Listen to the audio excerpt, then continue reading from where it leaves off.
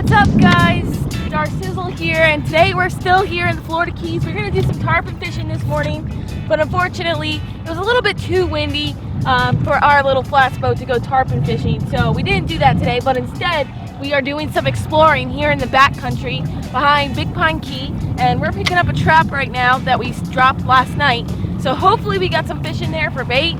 And then we're gonna go ahead and reset the trap, and then we're just gonna do some exploring and catch some barracudas hopefully, and some other cool fish, sharks and whatnot. So I'm gonna get this trap first.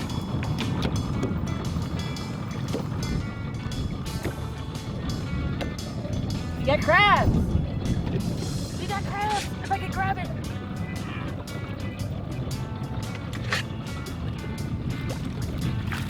Sweet, check it out.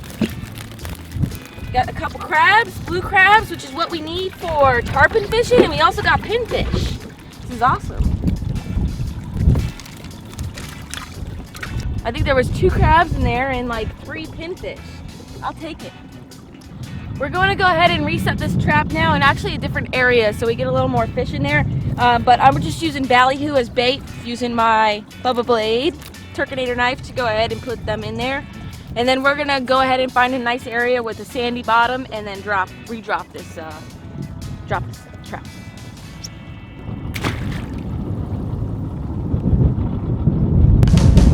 We're just still trying to catch some fish out here and just exploring. And you know, back here in the flats of the Keys, it's very shallow, so we're just kind of like figuring it out, looking at our maps, and we got stuck a couple times on some very shallow areas, but we were able to make it out of there. And now we've just seen a bonnethead shark, small little bonnethead shark, and there's kudas in this area.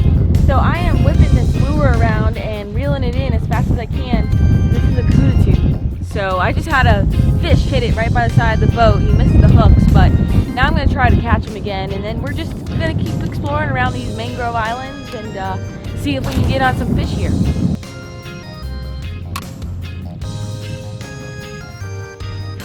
On. Got a fish, finally. All right, so after like the engine stalled out a couple times there, we decided to head closer to where we are located here in Big Pine. And so we're very close to the house now. We just decided to go ahead and keep trying, throw the kuda tube, see if we could get a kuda. Sure enough, we got a kuda. He's a little guy, but I'll take it. Totally hit that kuda tube. You can see how big this lure is too. It's about like the size of him. So he's hungry. But basically what you do with these kuda tubes is so much fun. This is actually like surgical plastic. What do they call that? Surgical tubing? Oh, surgical tubing. And you just reel this as fast as you can. You cast it out far and you reel. You reel as fast as you can. And these kudas love it when it's retrieved super fast, so they'll slam it. But this is a little guy. They get huge. They get 4 or 5 feet long. And I've caught some big ones here in the Keys and also back home. High-speed trolling and stuff. They're really awesome fish. Look at those teeth. Crazy. And he's all speckled up and stuff. Juvenile. Really cool looking. Usually when they get older they don't have like those spots anymore. But he's really pretty. I'm going to go ahead and release him. See if we can get a bigger one. We're going to release him. I'm not going to really like handle him other than just stick him in head first and get some water rushing through his gills. He's just one way. Bye. He gone. Second kuda in the boat. This one I think it might be getting a little bigger than the first one. But it's so... Whoa. It's so cool catching these fish though. And just reeling it in fast. You can literally see them like coming from like a million miles away, and their wake is on the surface, and they're just like going crazy trying to attack this thing. I need pliers. But yeah, super cool. Just hoping to get a little bit of a bigger one that'll put up a better fight. But these guys, they're hungry. They love it fast. Retrieve as fast as you possibly can. This is not the right hook. All right, hook remover out. Nice little kuda. I don't know, I'm gonna catch another one.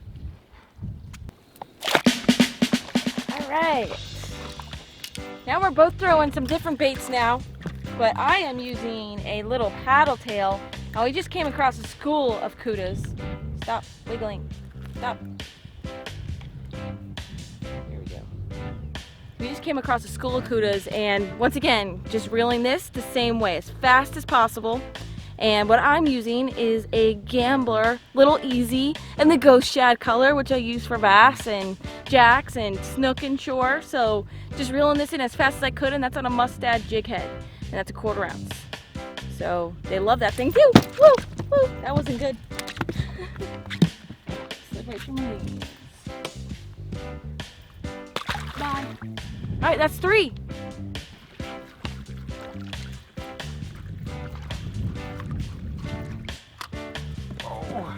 All right, now I'm getting in the action. Woohoo! These things are super slimy and they got big teeth, so you gotta be careful. But you know, we just came. We're in the Keys, obviously, and we know a little bit about the area, but we don't know anything about this backcountry. And we went out, you know, in our boat, you know, when we got a little nervous, but we came in and we came close to shore, and we just picked any mangrove, any island, and just started casting these tuna tubes and the paddle tail Darcy mentioned. And we just catch a little fish and we're having a ball, you know, family time, just Darcy and I, and it's really a lot of fun. And we're just having, you know, a couple land sharks and chilling out. So you can catch these anywhere, no problem, easy. Woohoo! All right, I've got a shark on. Whoa, angry, feisty little guy. And I just started casting my little Gambler lure that you saw on the little jig head on 20-pound fluorocarbon leader, tsunami fluorocarbon. And there was like 2 of these bonnet heads right by the boat. Woo! And he eventually just hit this thing. So I don't know how he didn't break me off, but I got a bonnet head shark.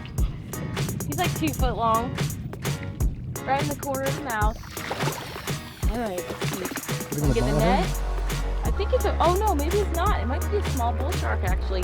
Usually on the flats you see bonnet head sharks, and bonnet heads almost look a little bit like a hammerhead. Their eyes kind of bulge out a little bit, but not quite like a hammerhead. And they only get like 2-3 foot long. This doesn't look like one. I thought it might have been, but actually it might be like a little bull shark or a sandbar or something. Not sure.